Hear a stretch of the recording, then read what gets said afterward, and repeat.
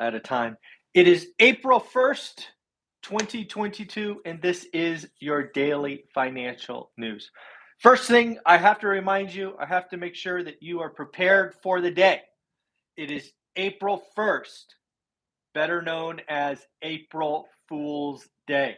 So prepare yourself. I am positive we will see lots of interesting content in our YouTube feeds today. So just remember, April Fool's Day. I won't be one of those people doing those I quit videos or whatever they're going to do. But just remember, April Fool's Day. If you want to have some fun with your kids or family, work colleagues, go for it. Let me know below if you happen to do a good one. So a couple of quick things. It is April 1st. It is the start of Q2. The first 3 months of 2022 are over. I would ask you, what did you do? What did you do in the first 90 days? Did you establish a buy box? Did you look at it, I want to say every day, but did you look at it 90% of the days, right? Did you look at it 81 of 90 days? Did you write any offers? Do you know what average is yet? How about your network? How many people did you add to your network? I believe we are heading into a real estate environment, a housing market that will reward the people that do the work and will crush the people that don't. So I ask you, what'd you do? If you haven't done anything yet, I strongly suggest you buy the ridiculously cheap course at $320. Do the work, join the free Facebook group, be a part of our Saturday discussions, interact with now over 11 or 1,200 people in the private group. Sometimes you just got to be around other people doing the work. Celebrate their success, see what is possible. It is amazing to watch this group that has come together over the same vocabulary, doing the work, positive, all of those amazing things. So if Q1 was not what you wanted it to be, maybe you need to invest in yourself. Maybe you need to get around other amazing people. I'm just saying. So think about it. So again, April 1st, be careful. We now have 8, I'm counting, 8 Fed presidents, including the most dovish, coming out talking about a 50 basis point raise. This is exactly what I told you Jerome Powell was going to do. He is clearly following Bernanke's script.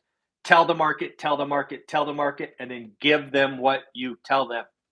We are going to get a 50 basis point raise. The latest was Kansas City Fed President Esther George. Yesterday was Richmond. Last week was the 6 others. It is very interesting to hear from Esther George. She's actually saying that the Fed rate hikes that are coming are obviously going to impact the front end, right? This is, remember, we talk about the Fed getting to neutral. There's the front end equals inflation. We had that conversation, I think, on Monday. What Esther is highlighting now is the yield curve, right? The yield curve inverted yesterday. It did for a couple of minutes on Wednesday, but it inverted into the close, and I believe is still inverted as of this morning, the 2 and 10s. These are recessionary fears. But Esther brings up a great point that I am not sure the market has caught on yet. You and I both know, because we talk every day, that the Fed has $9 trillion balance sheet. And we also know that they are going to start selling in May. Again, the Fed is very clear. They are telling us what is coming. What Esther is saying is, yes, we are going to raise the front end, but if we start selling all of our balance sheet, and if we sell significantly, I wanted to use her quote, significantly, it will raise the back end. So think about that. The Fed could take this whole curve, which is really flat today or maybe inverted, and throw it up. They can cause a market dislocation. They could jump the front end and jump the back end. Think about that, because they are no longer the buyer of treasuries and mortgage-backed securities. They are the seller. So when I saw that, I shook. Because right now, I believe the mortgage rates, they have been adjusting and adjusting quick, don't get me wrong, because of the front end. If what happens and she does the back end, right? They sell, prices come down, rates go up.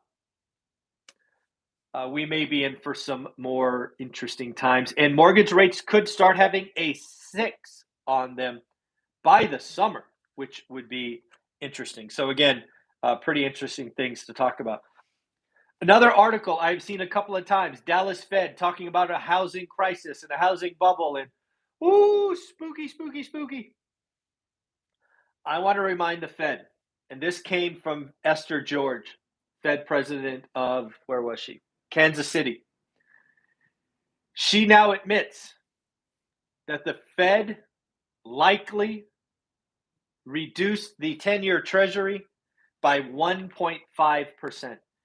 They stayed in the market too long. They kept rates too low.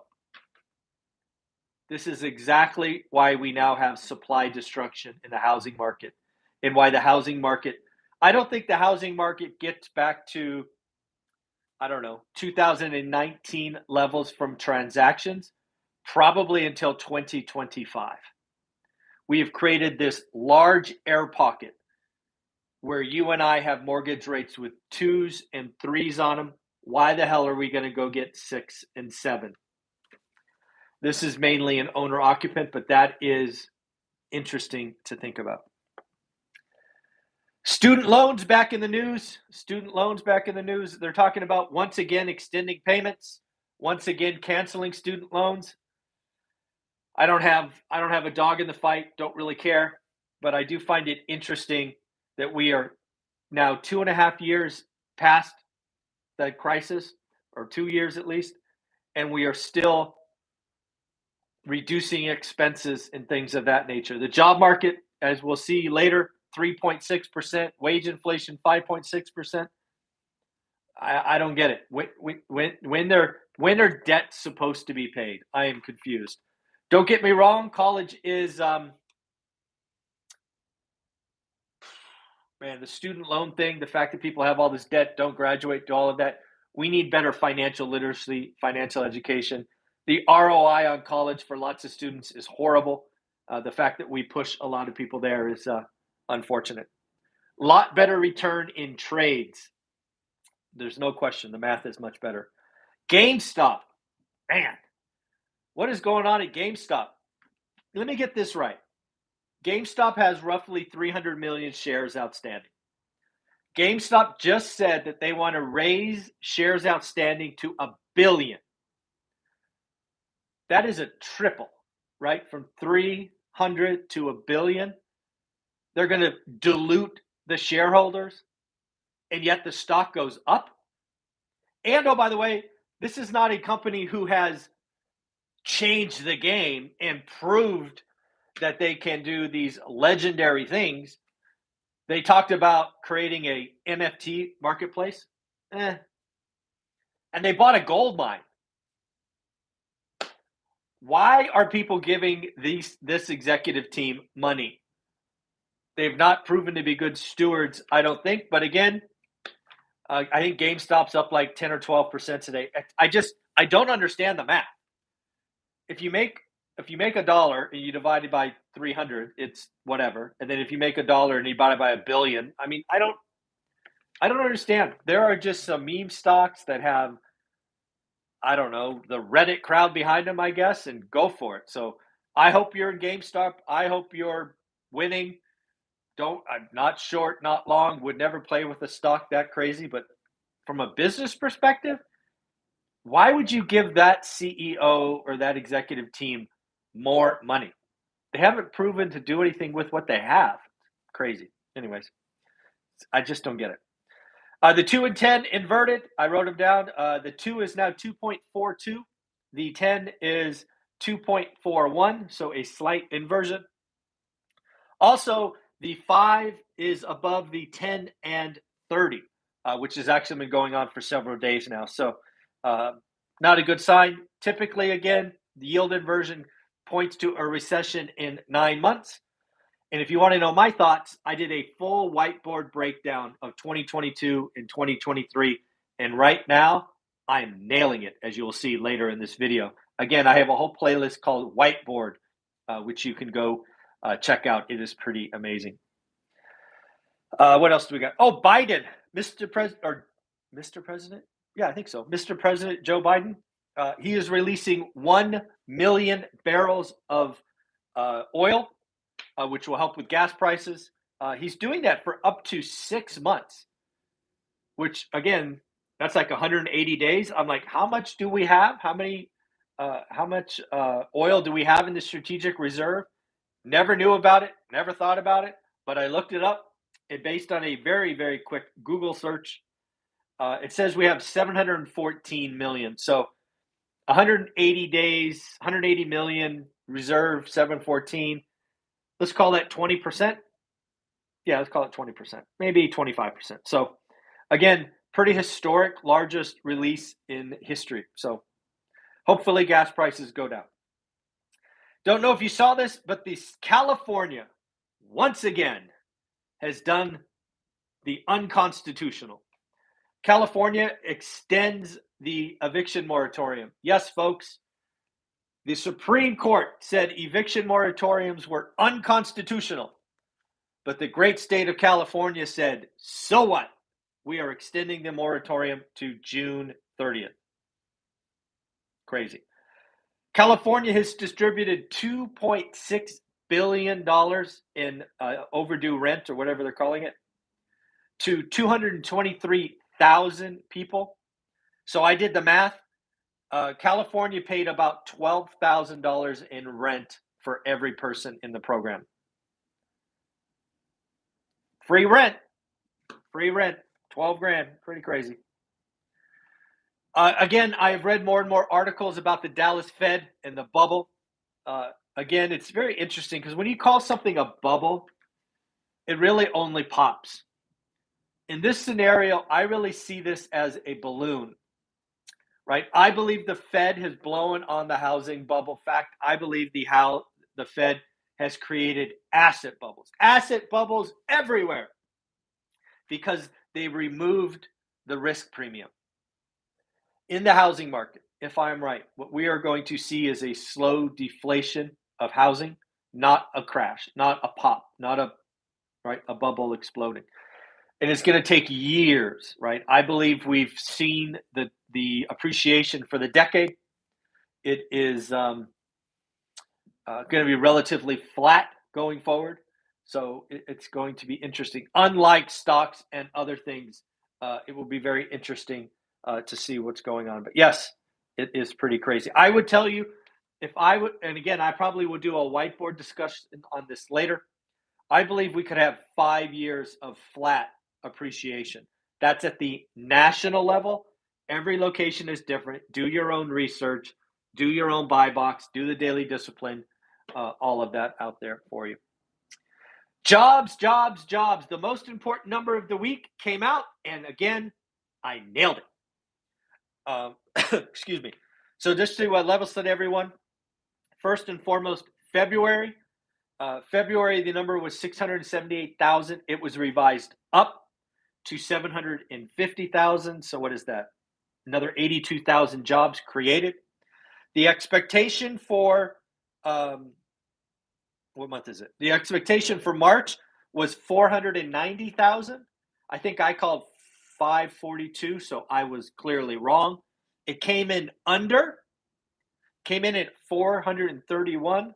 We will see what happens next month when this is revised. I'm going to guess it was revised up.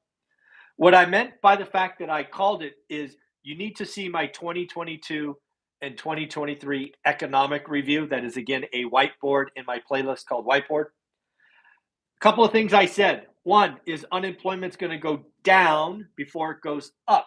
And I nailed it, right? The last reading was 3.8. It is now 3.6. I think I called the low at like 3.2, so we are headed that direction. And wages are up. Wages are inflationary, regardless of what other channels say. Wages are the largest piece of inflation.